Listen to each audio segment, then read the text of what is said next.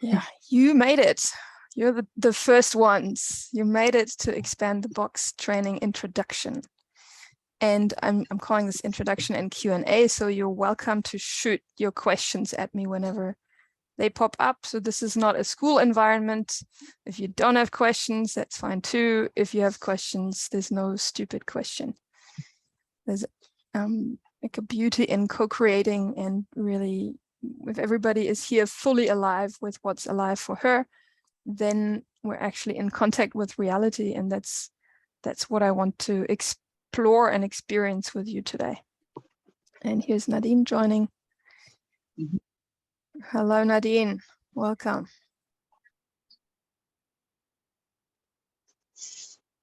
Can you hear us? I can hear you. Okay, great. Hi. Awesome. All right. Yeah, I mean, I was feeling into this space, and I was thinking to myself, this is actually an impossible task. Giving an introduction to Expand the Box training is an impossible task, because how can I introduce something that you will only really be able to experience, and then you know what it is after you've been through, or you don't.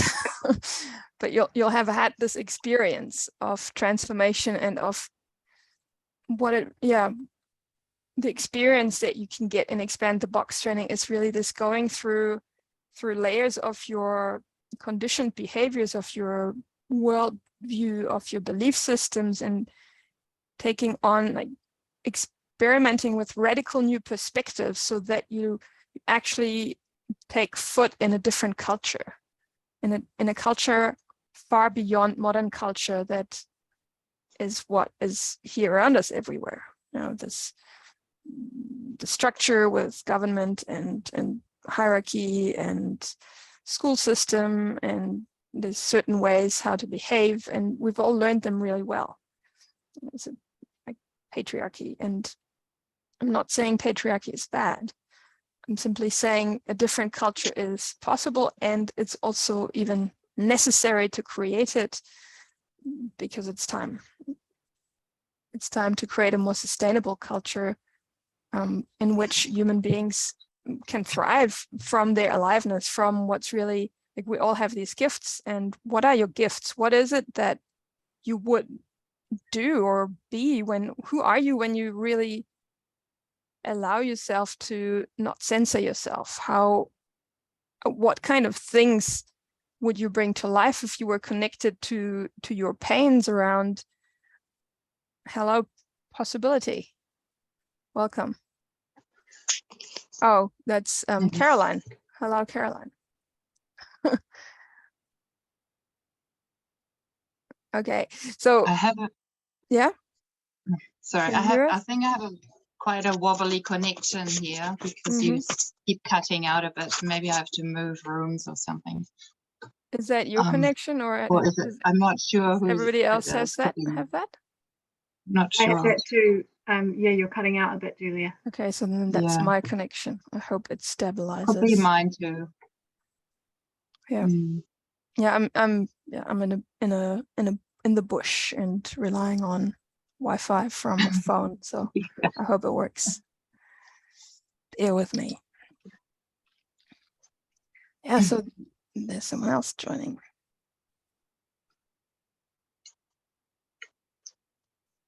A wild woman. Hello, Inky. Hi, good evening. Hi, good evening. Welcome. So we've already getting warmed up. I've already said a few things, and I'm just going to welcome you all, the rest of you that just joined, and say that any of your questions are welcome. And if there's one thing that this is not, it's not a school environment with hierarchy, so you can really bring your questions when they come up, or just like Ismail said, this is actually some things with a connection, bring it up, and then we can handle it and see what emerges from that. So, and I already said as well, so I'm just going to repeat myself once, that an introduction to Expand the Box training is really like an impossible task. And that's great, because why would you not do an impossible task or attempt to do an impossible task? Because I can. And it's impossible because expand the box training is, from my experience, it's so far outside of what modern culture offers that I could describe it to you in the most beautiful words and you would not get it, because there's only one way of getting it, is experiencing it. Getting it, whatever that means, but like having an idea or having an experience of what it's like to expand your box is really something I cannot create in 1.5 hours. And my goal is to give you a taste of it. So the taste of, yes. Okay. Not working? Yeah, there was No? a big delay. I didn't hear a few words, on a but I second. get the whole, keep going. I Okay. don't want to interrupt all the One- time. One moment.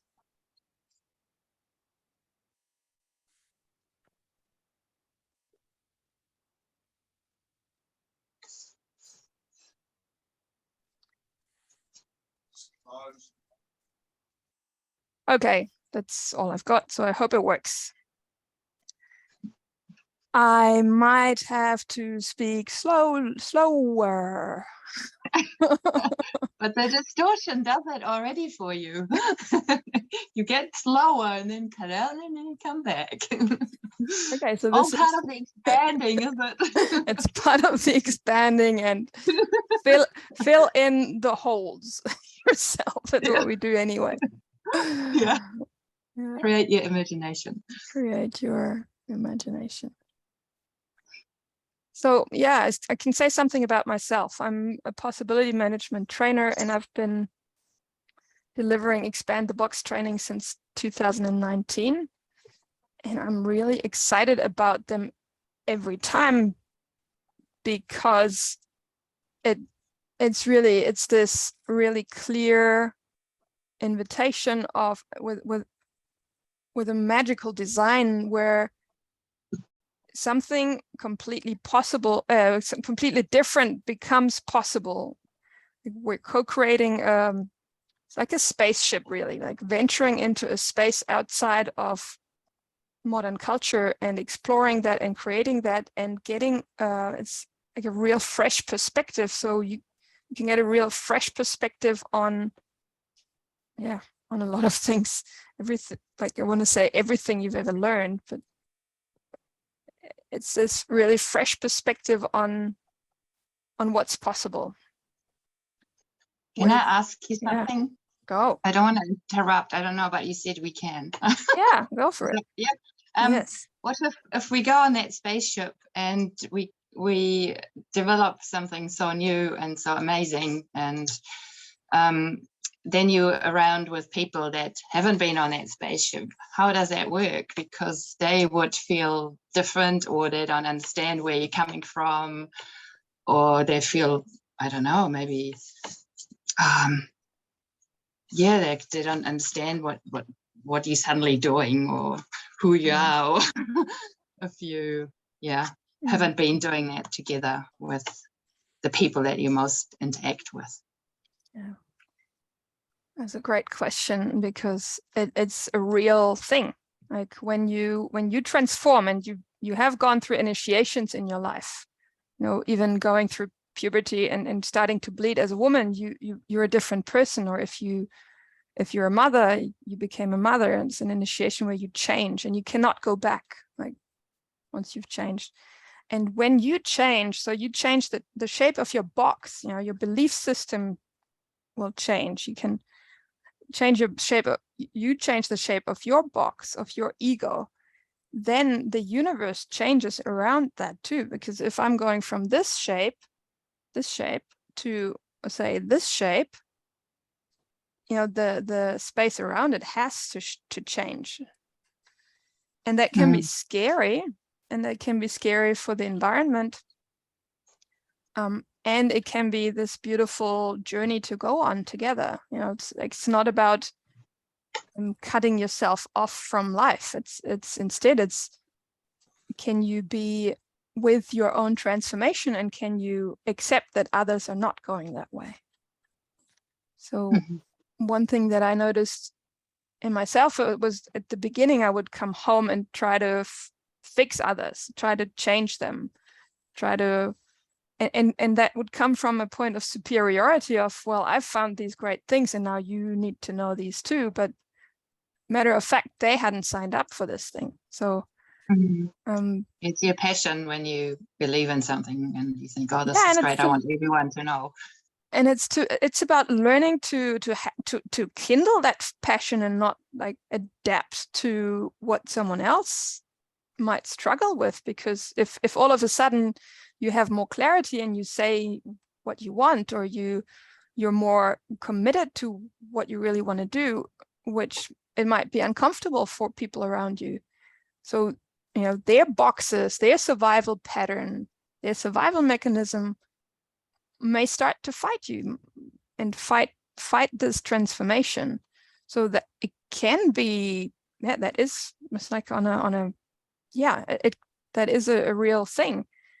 The question is just, who are you doing it for? Like what would, who, you can really only do this for you, and that means no one can stop you, but also no one can do it for you.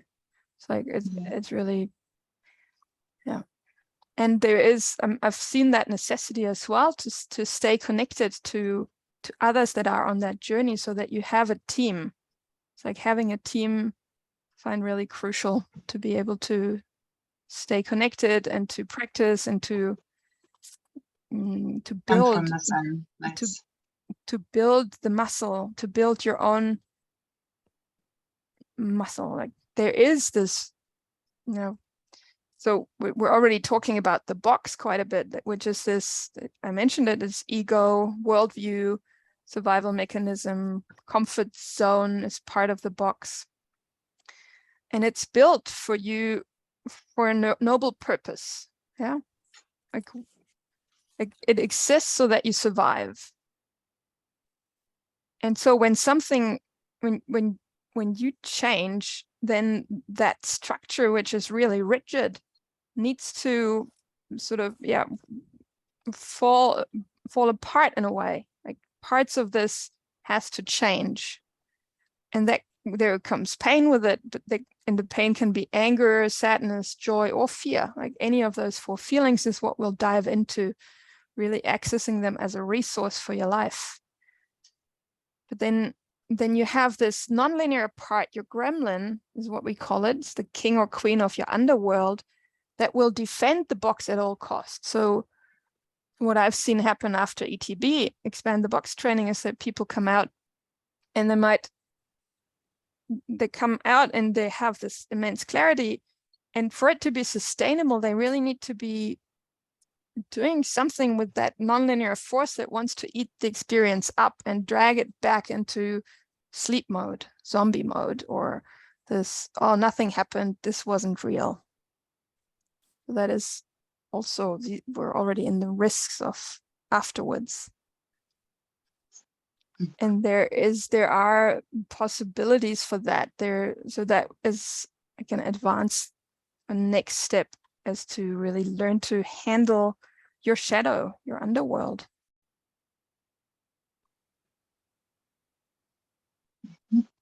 And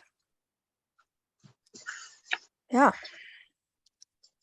and it's worth doing that. It's really worth reclaiming. It's reclaiming. It's really a journey to reclaim your authority, to reclaim. Yeah, it's an initiation journey into adulthood. Where you're, yes. Sorry to interrupt, but are you able to give us some more sort of like some concrete sort of first-hand accounts from you or from people who have done the training, just to hear a bit more about how it's affected them or what's changed for them? Yes, we can open the floor for Nadine or hello Liz to jump into that. They've been at the Kerikeri ETB in end of July. Do you want to say something about that? Yeah, sure. I'd love to. Hello, everybody. I'm Liz. Can you hear me? Yes. Awesome. what have I got, concrete thing have I got out of it? It's been super liberating for me to take responsibility in my life for everything I create, and just the learning to feel my feelings and go with them it's been an incredible opening of my resources to feel, to learn how to feel them when I've spent so much of my life not feeling them. And yeah, but what is the other? I just had a really good one come up. The energetic change that happened to me after the ETB, I was calling in community to myself, and honestly, on the Monday, I was called to take a step up in my community, which I have done, and really felt before being queer in a small town, I would have always shied away from that, thinking that I'm not part of community, that I'm outside of it. And this time I stepped into it and just really see my part to play in it, which has been amazing. I hope that answers the question. Oh, and my other thing that I love about it is the ability to work together, and with the relationships I've made through the ETB, I have then our work continues with each other, and so we help each other to do the work, and so we have more and more progress even after the ETB. Yeah. Thank you, Liz. Esmin, we can't hear you. You're mute.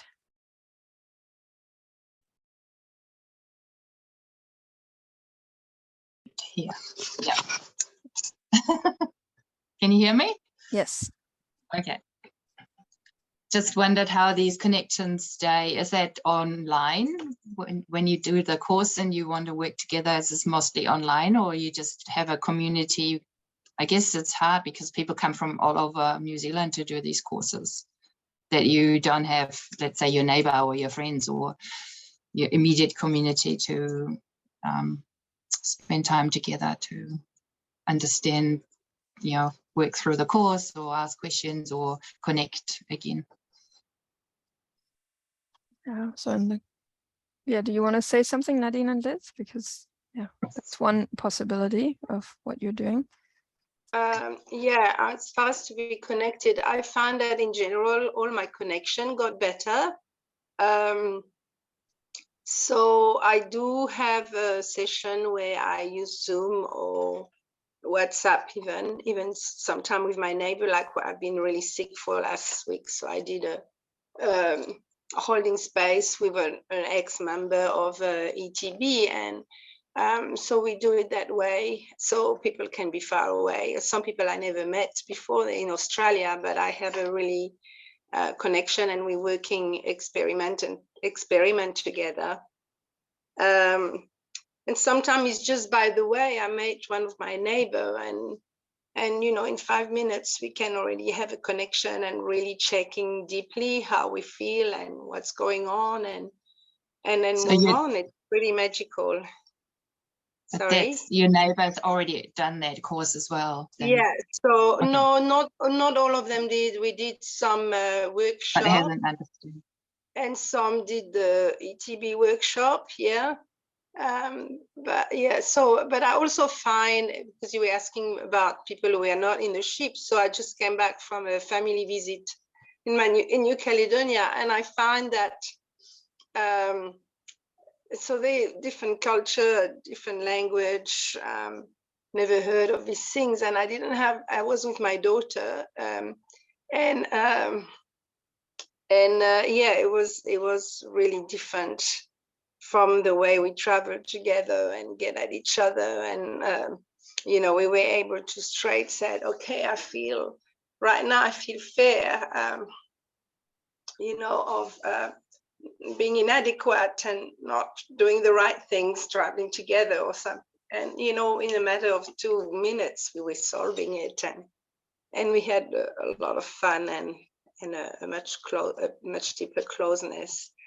And as for my cousin there, they just wanted to hang around with me. And I was just so full of joy and just being in the present and be really me. Like I didn't have to hide anything anymore or pretend or just try to please or whatever. I was just me, and it was super, super cool. It was the best connection we ever had.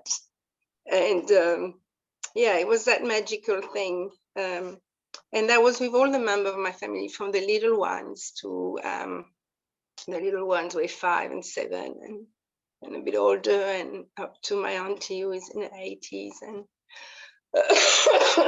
and be there for her was her husband. My dear uncle just passed away during COVID, so we had this, and I've never been a big fan of each other. I was very close to her husband, but it was really so healing to be together, and I didn't have to put myself in a situation. Was just things came naturally. It just came, the words or the position or just be came naturally, and often it didn't even involve any language. So that's mainly the transformation for me, that I'm more and more comfortable to be really how I want to be, who I am, and really rejoice in the thing I like to be doing. I'll just stop now because I might cough. Thank you, Nadine. Yeah, so in Liz's and Nadine's community, Liz and Nadine took a stand for ETB, and that's how I ended up coming to Kerikeri. And so they have some neighbors, some friends there. And, you know, there were other people from other parts of the country. So like with modern technology, you can stay connected. And there are places to go to where the connection's already, like there's already a container and you can stay connected through that. So both is possible. And yeah, I mean, if you come out of a training space so alive and turned on about your life, then that can also be magnetic, and people from your, you know, friends of yours might actually want to know more and want to be in your team. So it's like in your community, looks like you are the one going first, and you can, like, it's like, it would be me first. yeah, and that's like in the old days when there were villages and people would go out to explore and then come back and bring the gifts to the village. You know, that is definitely something that this is about. Like, gather the gifts and give them to the village, to your village. Can I ask a question? Yes. Is this for women only, or is it just coincidental? Coincidence. Men are welcome. I think we're more open. Females are more open to these things, I think. Yeah, and men are coming. So I think it's part of our job as women is to go first and not wait. It's like, just go first and the men will come. They are coming. Yeah.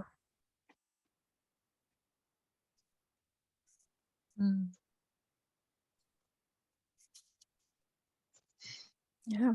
What is something that you want to get out of a training that you would invest in and to spend? I mean, money is one thing, but it's really this investing your whole attention, your whole commitment into 4 days. What would you like? What is something that you want to change or that you are hungry for your life? Like what is something that Oh, there's lots of, I don't know where to start. I mean, there's always, well, in my situation, I need a change, or I need to find clarity of what that could be. And yeah, I'm feeling sort of stuck in where I am at the moment. So I'm trying to, expand my box maybe. I've come to this through friends who you know. The first time I've heard about this was through Ingrid and Tom in Marahau. And they basically invited me to it and showed me the word books. And my partner was there too, but he immediately said he wouldn't want to do it. But because it's maybe to do with the relationship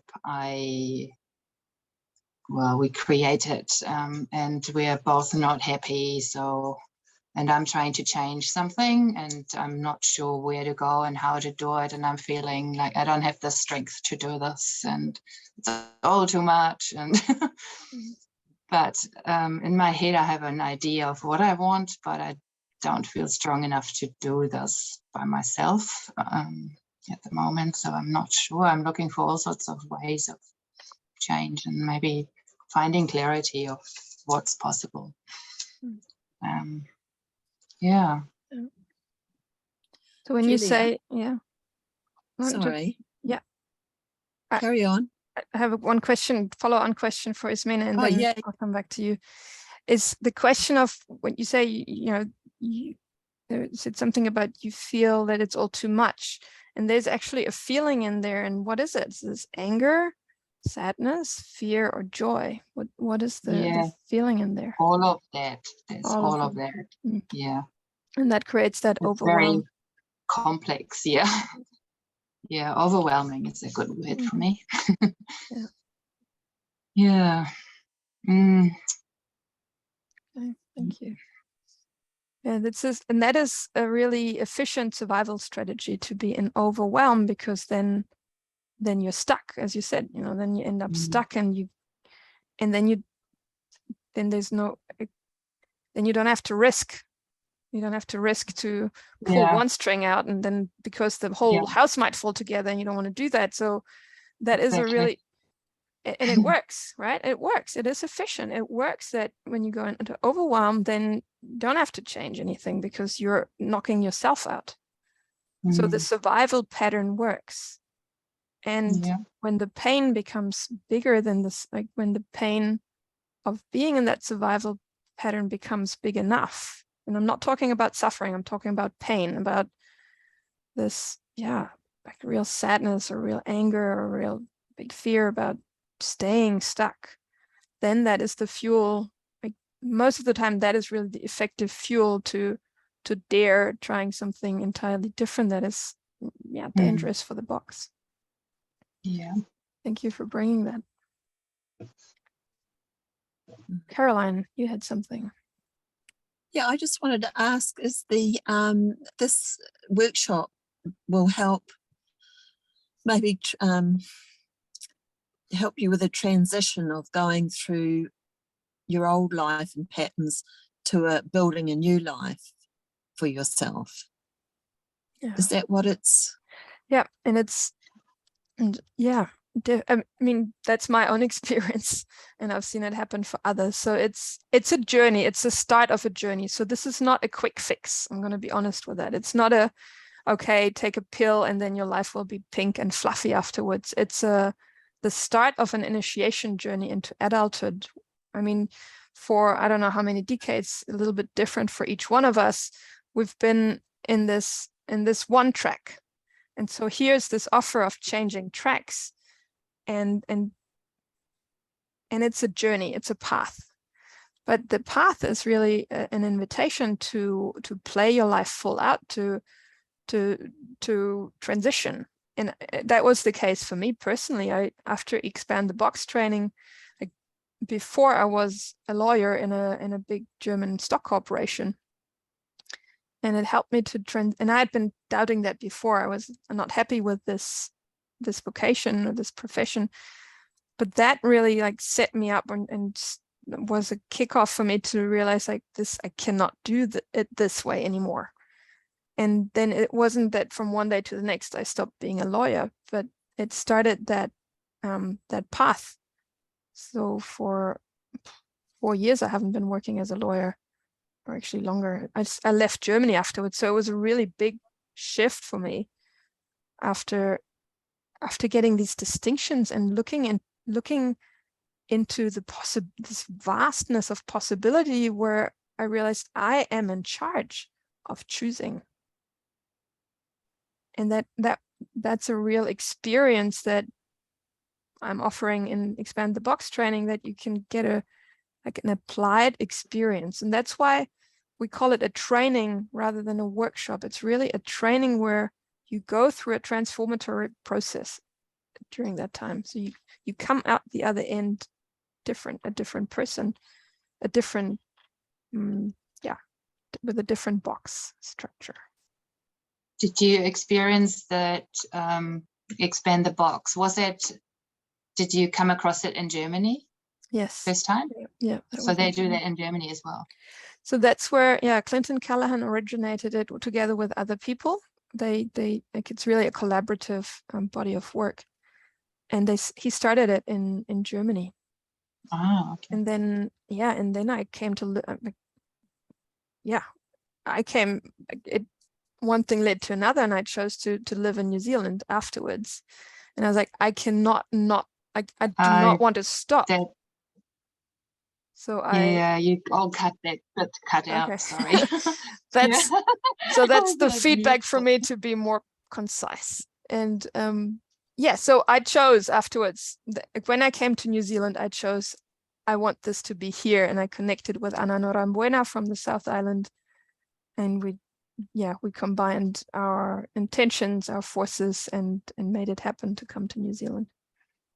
So when you started the Expand the Box in Germany, that transformation brought you to New Zealand as well. Yeah. It was that one part that a new path you chose, basically, which and I remember this came out of this training.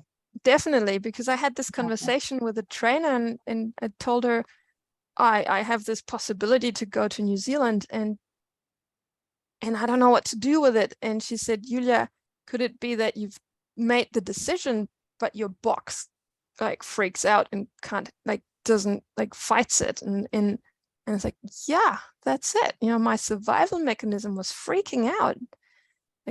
Doesn't make sense for my linear life plan of being a successful lawyer or being any kind of success in the world. In a linear model means you need to keep going, and you need to work harder or earn more money, and it goes only up. And here I am going, that was total challenge for my box, and I could see that with the help of my team, and after Expand them, I could see that and say, okay, this can freak out, and I can still do it. Mm-hmm. So you get this choice, you get this conscious choice. Can I say something? Yes. So for me, it's been different, because I actually was in a position of kind of feeling a little bit like in my community, but and in my relationship, I sort of have always had this one foot out the door that's kind of kept me feeling like I don't have to commit too much or any, it's kept me safe, I guess, in some way, or, not being too connected to anything. And then through doing this work and the journeying into my emotions and feeling where my stories come from, what parts of my childhood they've come from, really feeling into them, I've come to this real deep acceptance of both my relationship and my community. So it's kind of can work in both ways, it's these possibilities, but just gives you a real, it's not like it's going to change your whole life in an outward way as well. It can also it's you taking responsibility for what you are creating in your relationship. Like for me, I was creating that I wasn't connected to the people around me because I had one foot out the door. And as soon as I as soon as I brought that foot back in, you know, into my relationship, then it's honestly, it's like magic. Then, you know, I can come home from having a session with my neighbor that we've just managed to facilitate, and in answer to your other question, we also I do it on Zoom with other people that aren't in the community. But, you know, just after that one session, I came back and my relationship has changed with my wife, you know, or my relationship has changed with my daughter. And it's like you get the insight on the emotional level, and your vibration changes. And it's like an energetic change that, to the connection and the story that you're creating. Yeah. Thank you, Liz. Welcome. Yeah, I mean, the intention is it's a kicking off or starting, or wherever you are in your initiation journey into adulthood, to meet you there, and so that you can become your destiny in action, that you can. The majority of people on this planet live as children. They live in child ego state. And you can see that by the level of responsibility they take. Yeah, so it's this, I create a mess, and who cleans it up? Well, someone else. Let's do, like, rubbish dumps in New Zealand is the best example. We dig it into the ground for 1,000 years, and then the others can clean it up in 1,000 years. Or yeah, and that also emotionally, it's like avoiding to feel and take a stand or take responsibility, feeling and saying, hey, I'm not okay with this. I feel really angry, or I'm actually really sad, instead of pretending that everything is okay. And then this leaks out, and that nasty comments are made, or creating this low drama environment with people. And this is all child level responsibility. It's not tending to what's really going on and waiting for someone else to handle it. That's the majority of people in modern culture, in the society and patriarchy. And the thing is, it's not sustainable. So there are already parallel cultures, and you might be part of them, where higher levels of responsibility are being taken. Meaning, responsibility in this context is not this rigid, burdensome, heavy thing where it's about who's at fault. It's more about who's like having creative force, having agency, being a source of creation and of your own experience. So you can take higher levels of responsibility where you start, or adult, let's start with adult, like being an adult. Responsibility is about tending after your own mess, like you're in physical mess or emotional mess, and you're caring for that. So for example, like when you're angry or when you want something, you say you want it, rather than trying to manipulate others and getting what you want. Like you create it. Or yeah, as an example, in higher levels of responsibilities, where you start to not just tend to your own, but you're looking out for the bigger picture, like the space. Occasionally you're looking after the space. You know, in your community, you're I mean, there's this example about litter, but it's really just on a physical level, the trash that you find on walking the streets. Like if you leave it there, you're not taking responsibility. You're not conscious or consciously avoiding responsibility for the fact that if you leave it there, it's the same as if you had put it there in the first place. But that's not, I mean, that's on a physical level, but it's the same emotionally, like farting with emotional, nasty comments or something, and not claiming that actually I have something to say and I'm not okay with what's happening here. Rather than, that's what women, I find from my own experience, do really well, like instead of being clear, and it's this coming backward with these snappy comments, or gossiping is another example. So you get to clean up your relationships, and then radical responsibility is the context of this training. Radical responsibility is about no excuses, not a single excuse. And again, it's not about fault. It's about having this, acknowledging your creative force, that you create your experience. And what does that look like then? Like, who are you? And that is something to experience and to practice.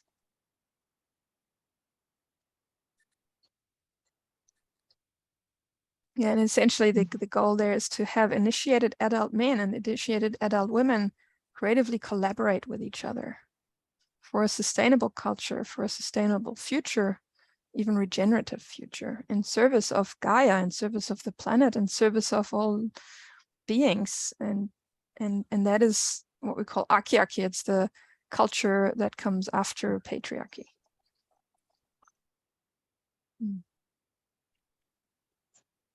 So that's the bigger picture. Anything from anybody about that or something else?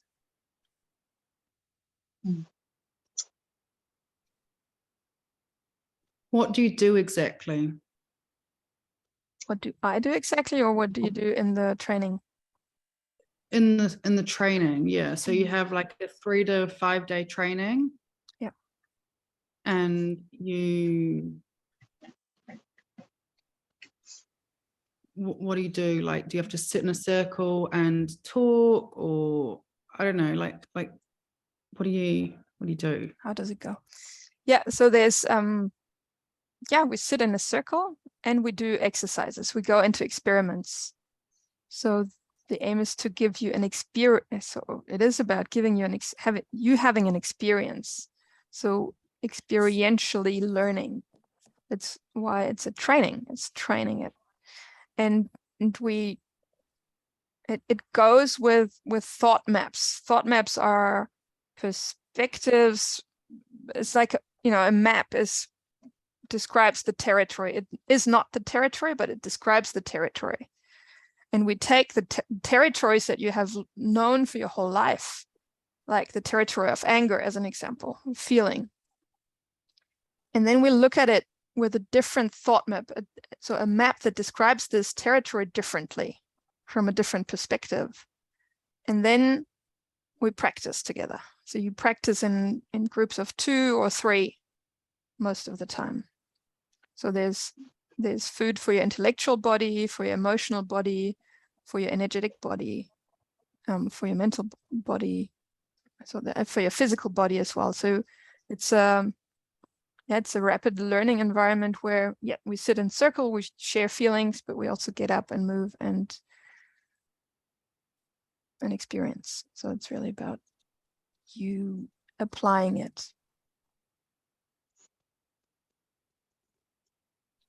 Yeah, so that's different from school. It's different from education, and so it's not about giving you information that you then ponder about and put in your in your book, and then you close the book and take it home. So that's not what it's about. It's about training, practicing, experiencing. Can you give some examples about like you were talking about anger, like the two, like the old definitions and the new definitions? Yeah, I mean, we could have a look at that. Some of you might have done a rage club before, but like your box has a story about what anger means. And so like the territory is like territory of land. The territory is anger. And then you learned something that you have in your box about anger. What did you learn about anger as you were growing up? Will you share? That's explosive. It's explosive. Yeah, not welcome. Not welcome. So what do you have to do with it? You swallow the anger. Swallow the anger. or let it out somewhere where it's not seen. Mm. What about you, Enki? Anger is scary.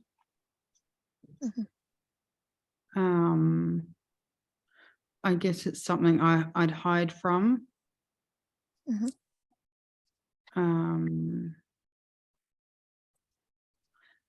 Yeah, I think anger is different to being pissed off.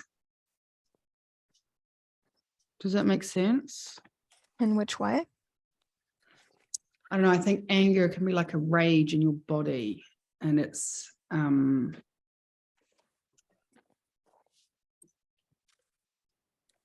yeah, I don't know, like it's something that you feel very passionately about. So I don't know, like, whereas if you're pissed off with someone, maybe it's a judgmental thing.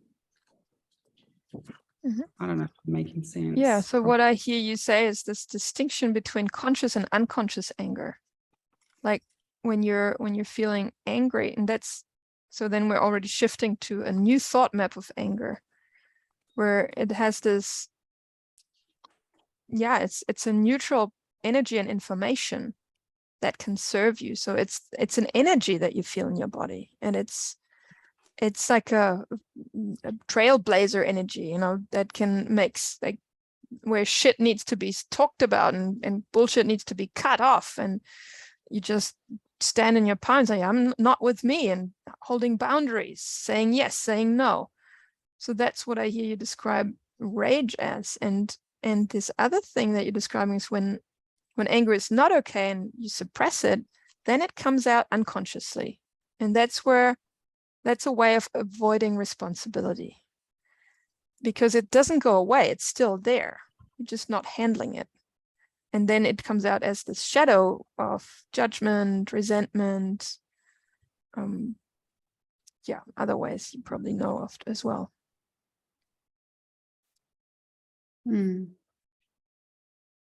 Yeah, especially resentment or being against internally. It's like internally having this against attitude, but it can't come out, and then it leaks out and leaks out sideways. Or if it builds up high enough, then it explodes, and then you might do things that you regret later because you haven't handled it when it was still manageable.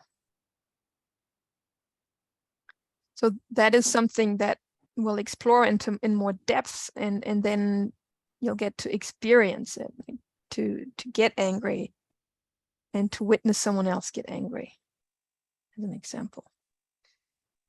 And there's in this context, it's really, I love that it's so clear and simple, which doesn't mean it's necessarily easy, but it's simple, that there's only 4 feelings: anger, sadness, fear, and joy.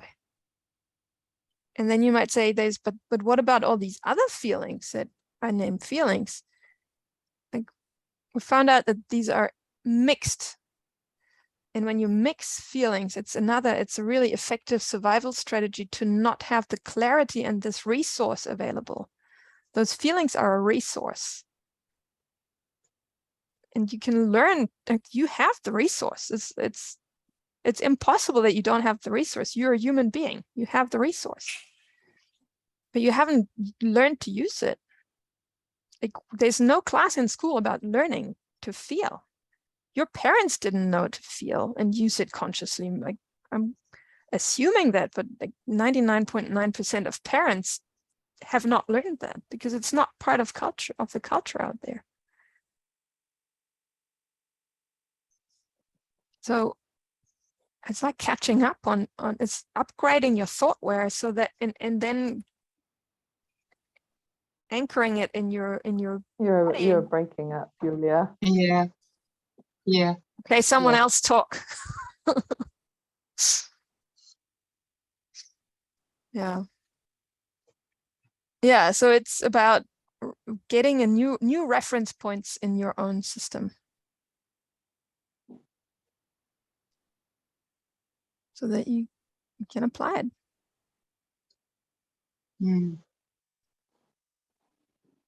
But then, Sorry. Yeah. For me, I would use my anger unconsciously by gossiping or you know, like, yeah, being resentful, and then just these little snarky remarks coming out, you know, and because I didn't know how to let it come out clearly, and being able to use that as a resource when we feel anger in the ETB, it was amazing to realize that anger is like a pure kind of conscious anger. The energy that it feels in your body is just like this heat and this tingling, and then you learn that you can just go, oh, okay, I feel angry. Like, you learn what that feeling is about, and then it's an energy to make a stand.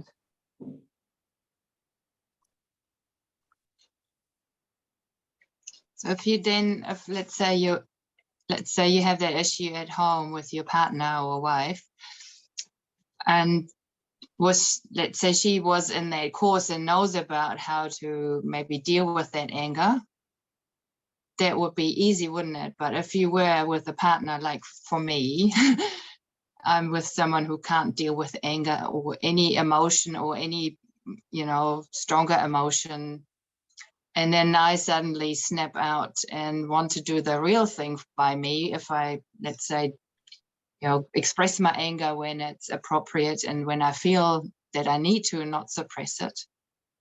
But then I don't know how, because in my relationship, it's always been that I can't really express it because my partner just totally shrinks back from it and I reach nothing and I don't get anywhere with it. And he would probably close up and disappear. Yeah. But if you had someone on board that did the same course, that maybe understand and try and do the same thing. Yeah, my partner is not doing the same thing, and she doesn't like feelings or emotions. But so yeah, I've been in that same cycle, but it's like, it doesn't actually matter, because if you're doing it consciously, you're not, it's not confrontational. It's just like, oh, actually that's, I don't like it when you do that. And it doesn't have like this nasty, you know, like, I haven't said it for the last 100 times you did that, but now I'm completely fucked off, you know. Now it's just like, as it comes up, it's like, oh, I just don't like it when you do that. And so it just comes across differently from me. Mm-hmm. And that's accepted and better received. Maybe is that received better by her? It is received better, yeah. It is received better. And has your it doesn't actually matter. Sorry, it doesn't actually matter how they receive it, because it's just important for me that I said it. Mm-hmm. Yeah. Sorry, Inky, what? Has your wife noticed a change in you since you've done this? You'd have to ask my wife. But yes. She said to me that she enjoyed the difference. There we go. Yes. I could give myself a 5-star review. She said it in front of you. Yeah. Yeah, I mean, what we're training and practicing, so it's really about keeping your own center. Yeah, what I hear is like this. It's another box strategy to survive, is to give your center away. Then you're safe. Like, so, oh, will he like what I do? Will she like what I do? Oh, well, then I adapt to what she likes, what I do, and then then I'm no longer home. There's no one here. And what a joy for a partner to actually be met. Like, when you're home, it might not always be pretty for them, but as you learn to hold it clean and conscious, there's much more space to connect from. You actually, I mean, it is in service of connection. You cannot control what other people's survival mechanism does with it. this is like, you get the tools. Like it's about your creation force without having to adapt any longer. To create, not adapt.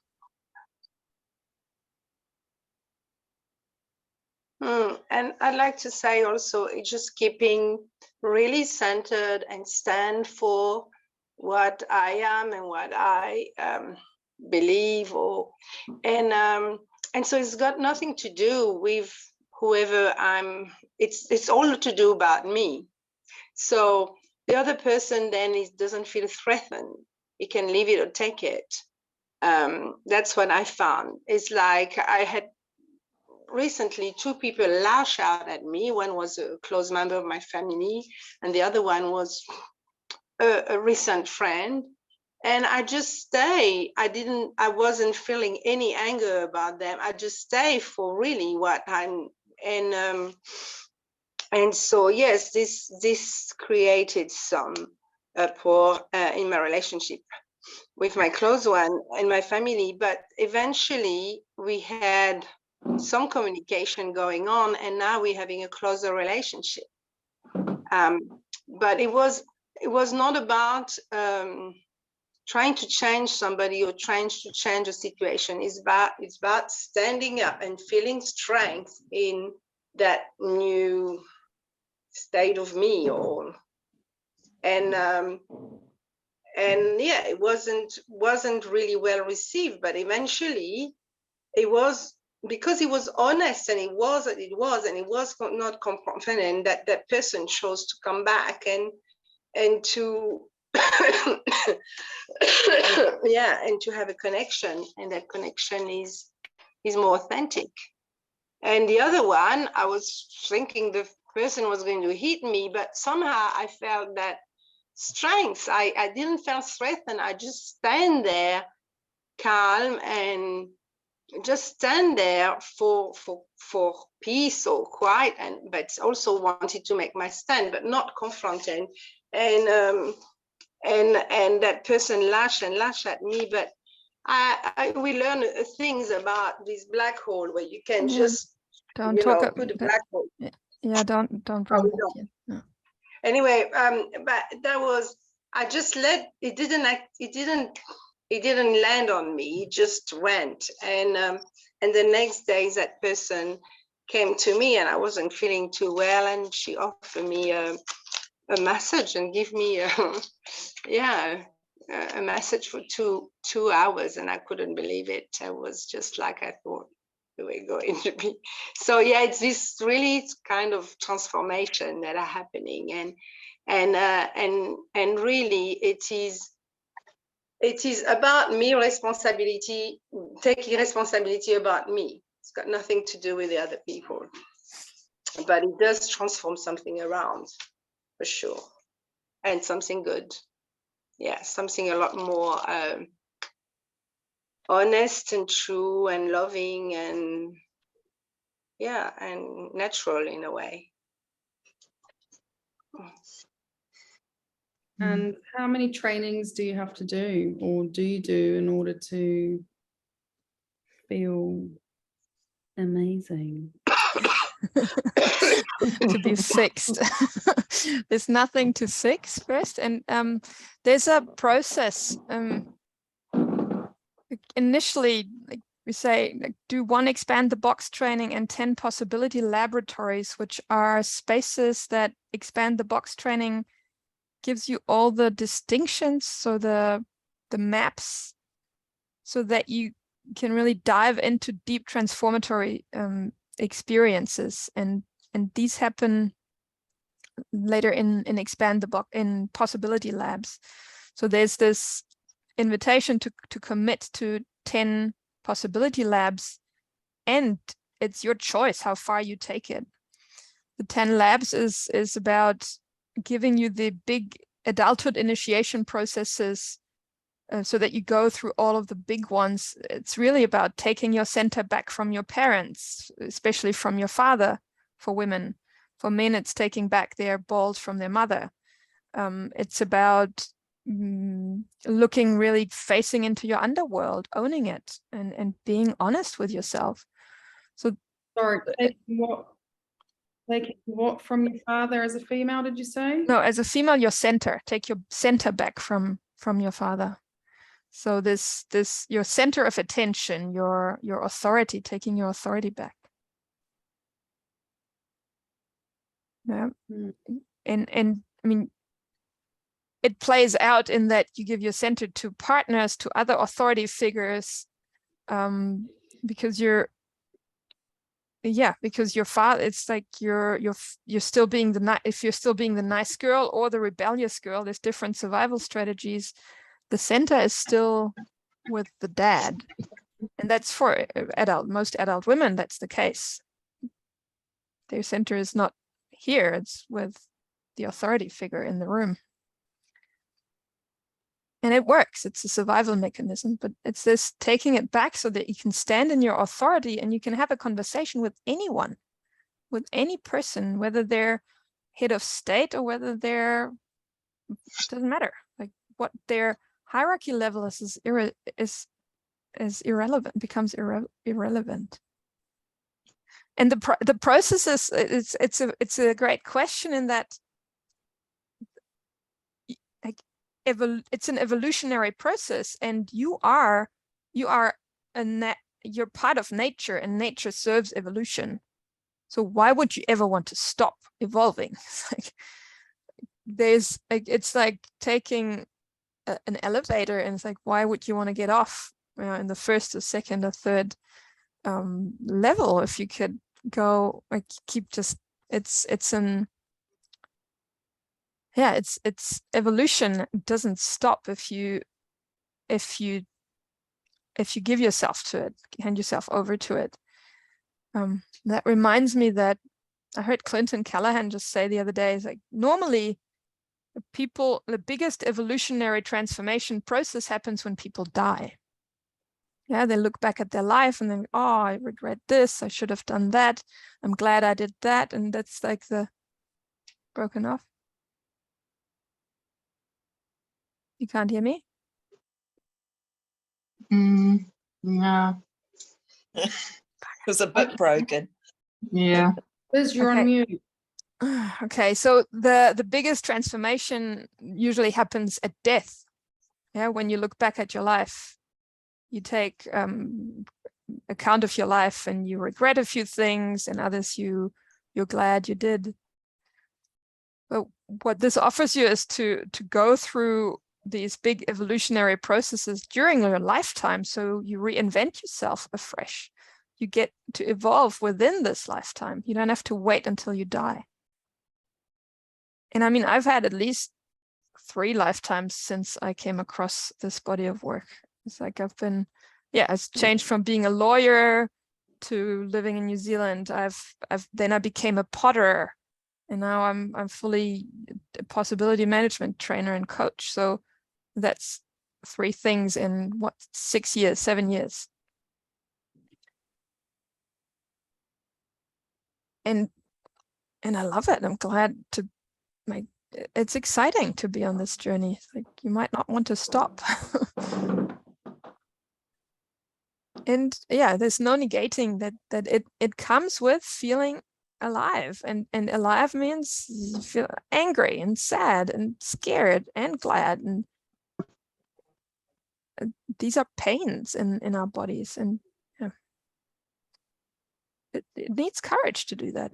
Honestly needs courage to go there, and it's worth it. It's also addictive. You come out, you're just like feeling like, why am I having, your old relationships or kind of surface conversations after that? It's just like, I want to know, how do you feel? You're like, the intimacy, building true intimacy with people, like everybody, is so addictive. And you kind of manage to just guide people into it. But do you want that with everyone? Wow. I mean, yeah. I mean, intimacy, just like a reality. I want to have real conversations with people.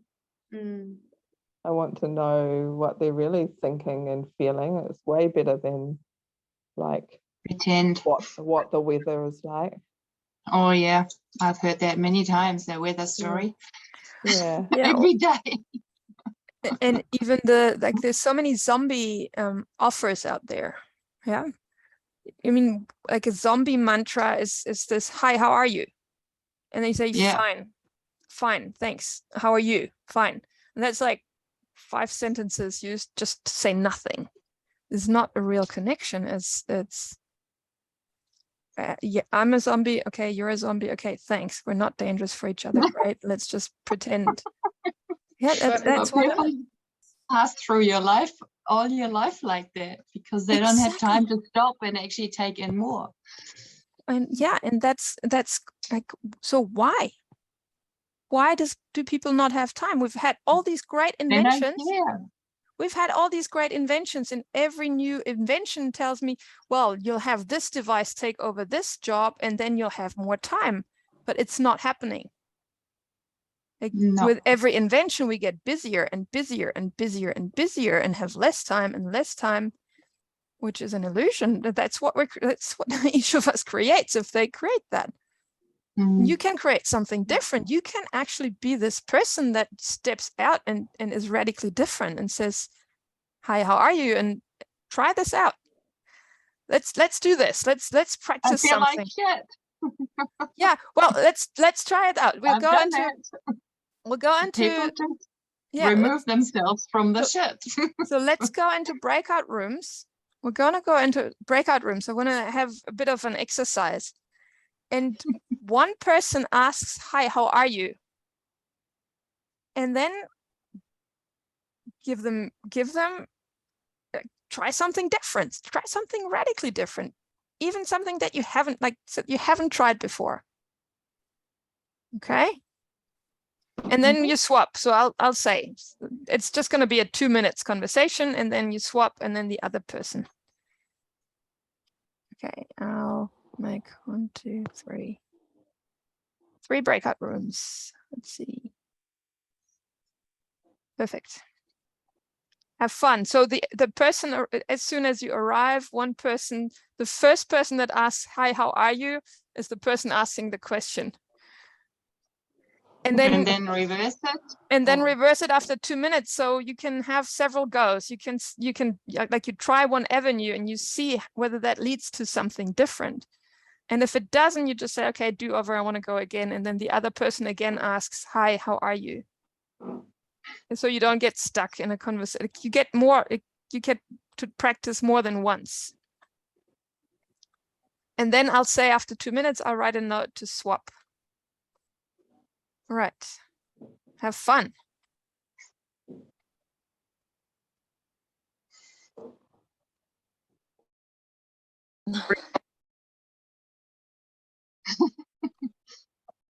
How was that? I don't know. Maybe I'm recording. I have no idea. How are you? Have we swapped? Have you swapped? Did you not swap? Yeah, we did swap. Did you not have anybody, Carolyn? I had Nadine. Sorry, are we going back? Finished now? Yeah. Okay, cool. Did you all have a go? Did you all get to experiment? Yeah. Yes. Yeah. And what did you notice? Like, what happened for you?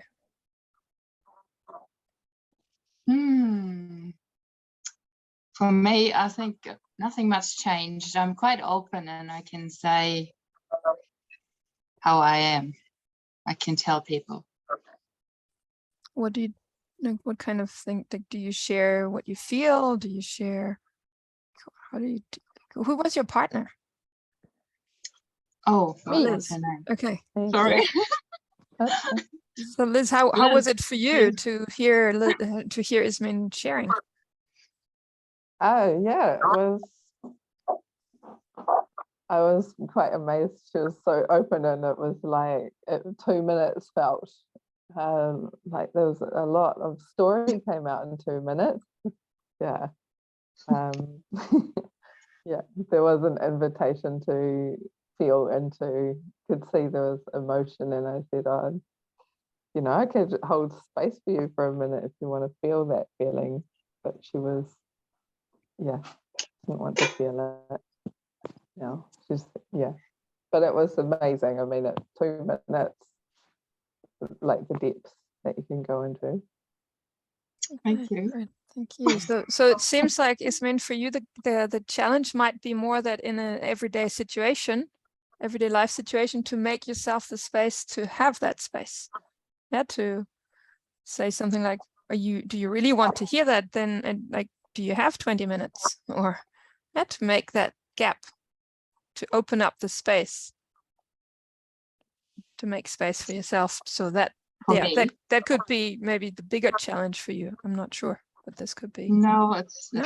I have that space and time, and I have been doing this a lot, and it helps. When I open up and tell people how I feel better myself. So I've been doing that a lot recently. Right. Yeah, glad. I'm in a bit of funny situation myself, so it helps me to talk to people about how I feel, and I'm totally honest. I don't give a shit about what people think in that regard. I just tell them, and mostly I'm received well. Yeah, being German too, I guess. Yeah, and I think there's another hint that is like, I heard you say you're in a funny situation, and I don't get the sense that it's actually funny. I don't think. No, it's funny, tricky, Yeah. maybe tricky. Yeah, It's not tricky. funny. Yeah. Okay. Thank you. Anybody else want to share their experience? Holly, how was it for you? I'd like to hear your voice. I found it a little bit embarrassing and a little bit tricky in that sense. And I have also tried to do this, as briefly said to Inky before. I do sometimes try and come out of myself a little bit more to practice, you know, just having more social engagement with people, or engagement on a deeper level. But yeah, it does feel very uncomfortable, and it feels embarrassing to me, and it feels like I'm unloading on people. Mm-hmm. And then the other, well, I was talking to Dinky about as well, the other end of the other side of the coin is when people do it to you and not knowing how to deal with it, or how to get out of it. Like, I don't always want that. I don't want that from people, so I don't want to put that on people. No. Yeah. Thank you. Yeah. So it sounds like there's a fear. It sounds like there's a fear of loading something onto other people that you wouldn't want loaded onto you. And there's a distinction in that, or a difference between loading stuff onto people and sharing how you feel. And that's something to learn. It's to loading off is what happens a lot when people ramble on and you can't even get a word in, and they have all these emotions coming up, and nothing changes. They will tell you, most likely they will tell you the same stories next time they see you, or in 10 years time, because nothing changes. And nothing changes because it's actually not from the present moment. It's not something that is actually now relevant. It's something old that's been triggered somewhere, and it comes up. That's what we call emotions. Emotions are from the past mostly, or from unconscious as well. There's different kinds of emotions, but let's keep it simple. So let's say they're from the past, and then we reenact them because at the time they weren't expressed. The feelings of the past weren't expressed, and they become emotions, and then they last and they don't stop, and they keep going and keep going and keep going. And emotions are not bad, but like, to bring them into a conversation is just not, it drains the energy of the space because it's not relevant to this space. It's like when you're reactive to what your partner says because your dad always treated you this way. Like, you're actually reacting to your dad. from 20, 30, 40 years ago. So bringing your sadness about you never do this and that to your partner is an emotional sadness that has actually nothing to do with your partner, because it's your sadness about what your dad didn't do. So these emotions have a gift for us. They have like a healing capacity. They're for healing. They're for health spaces where you can heal these emotions. You can feel them fully and you can change your relationship to them. What we'll be training is feeling, like adult feeling, and they're in the present moment, and they last only up to 3 minutes. And that is the kind of neutral energy and information I was talking about. And it can be tricky to identify the difference because they feel the same from the inside, especially as we start out. And as we start out, most of what we think is a feeling is actually an emotion. So you will know the difference, Holly, or do you know the difference when someone feels like when someone shares authentically and it's not a burden on you, because you can simply notice they're being authentic, versus someone shares stories with you that come with an emotional charge and that just don't stop, and it's like dragging your energy. Can you tell the difference? Or do you have an experience of that? I was going to say most of the time I have those experiences with friends or people that I know, so I'm more open to that, or it doesn't feel like a burden to me if it's people I know. But if it's someone on the street, then I'll generally be quite uncomfortable. Oh, and that's like one quality of anger would be to learn to say, no, I do not want to hear this now. Or, thanks for telling me, but I'm not available for this conversation. It's guarding your space, protecting your space, and not being an emotional garbage dump for anyone, be it a stranger or a person on this, like, or your friends or family. Yeah. Anybody else want to share? Inky, something seemed to be happening for you, and I would like to hear whether there was something that you experienced you want to share, or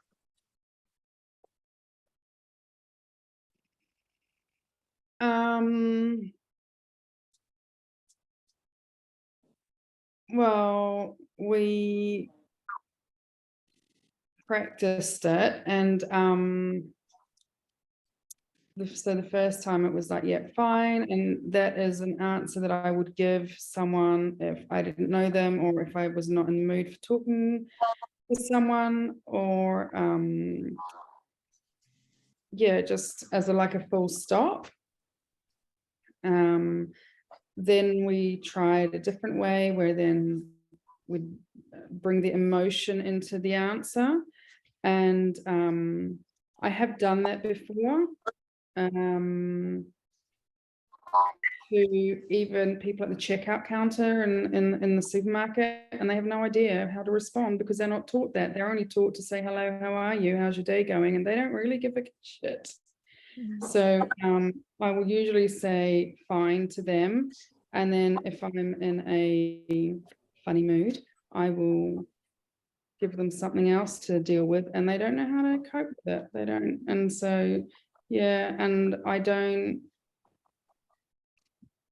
I'm usually okay. I'm fine. But if you dig deeper, if you know me better, you know to dig deeper, and then you touch that core, and then I will or cry. Mm-hmm. Thank you. And what do you feel about them not actually knowing how to handle when you share? Oh, someone's joining now. They're not really listening. They weren't expecting that. So I don't know. What do you feel when you share something and then they just can't, they actually can't be in connection with you about it? Well, I guess I don't really let myself get into such situations because I can be very standoffish. Hi, Tom. You're joining us. Oh, you can't hear us. Yeah. Yeah, you're usually standoffish. Yeah, I'm just like, oh, well, maybe rejected. Maybe like, well, why did you ask me how I am in the first place? Don't ask me if you don't care. Yeah, so that sounds like angry. Like you're angry that they're asking, but they don't actually care. Yeah, And maybe. underneath that, there sounds like underneath that could be another feeling, and like being angry in that case, it shows that you care. You know, anger is also a care. It's an expression of what you care for. Just going to say hi, Tom. You're an hour and a half late, so we're just about to wrap up. But welcome anyway. Hello. Oh, sorry. No, you just stay here, and we can have a little chat afterwards. So I misread the thing. Sorry, I thought it was 7:30. No problem. We've finished it. We're finished now. Yeah. No, I didn't pick up anything. Sorry, team. No problem. Just stay here for as we close You want me down. to stay? Yeah, just stay. Yeah. Or I could come back. Or just stay. Am I interrupting, Ben? Just stay. Or no. So the Good more you Zoom. talk about it, the more it's disrupting. So let's just stay, and we'll chat in a moment. So I want to wrap it up, and I'm gonna send I'm sending now in the chat 2 links. One is to the Expand the Box event that comes next. And if there's no expectation on my behalf that you need to join it, but I would love to see you there. I want to really play with you and find out what it's like for you to become fully live, to reclaim your authority and co-create this, collaborate to create a more sustainable culture. So if you have any more questions, let me know. You can email me or communicate me. Maybe I'll put my email address. You'll find it through the website as well. Yeah, it's been a pleasure. Where does that end up when you do that? Does it end up in Zoom, those messages? In the chat room. Yeah, in the chat, there's a chat window, and you need to copy it out of there so that you can access it after this call. Is that on Facebook as well? Of what I've once so you'll find there, you'll find the you'll find on my Facebook page, you'll find the Expand, also on the Possibility Management New Zealand, you'll find the Expand the Box training link. Or I think I've sent you the events link as well on the chat. Does anybody need anything? Like, does anybody want to say, hell yes, I'm in? You're welcome to say that. Hell yes, I'm in. You're in, great. I'll be I'm in too. Very tempting, but I mean, I'm not sure. I haven't really thought about it that much that I should be doing this time. But they're more, is this a beginner? Are there beginners or that package of the 4 days? Is this a beginner's one? Yeah, it's always for beginners. It's always for beginners, and sometimes people repeat, and it's still to meet you where you're at. So you always start there, and then these labs continue. Yeah. And it's such an alive space, it's never the same. So Liz and Nadine were at it last time, and then it's not going to be the same. It's so rich, you'll get different aspects. It's different people in the space, and we're really working with what is in the space. So it's not a rigid school script thing. Yeah. So have a think about it. One in Wellington might be easier for me. Yeah, it's in the making. It's in the making, but not set yet. So yeah, feel into it. Yeah, I think I need a bit more time to prepare myself for this. Okay. Well, it's nice to have you all here. Thank you for coming. Yes, thank you. Yes, thank Great you. to get to know people. Great. Yeah. Thank you for having me on board. Yeah. Yeah, thank you too. Meet you. See you Lovely to later. meet you all. And Carolyn, we'll See be in you. touch. Yeah, we'll be in Okay, touch. sounds Okay, good. great. Thanks, Glad. Julia. Thank Bye. you. Bye. Thank you. Bye. you. Oh, well. Bye. Bye. Bye.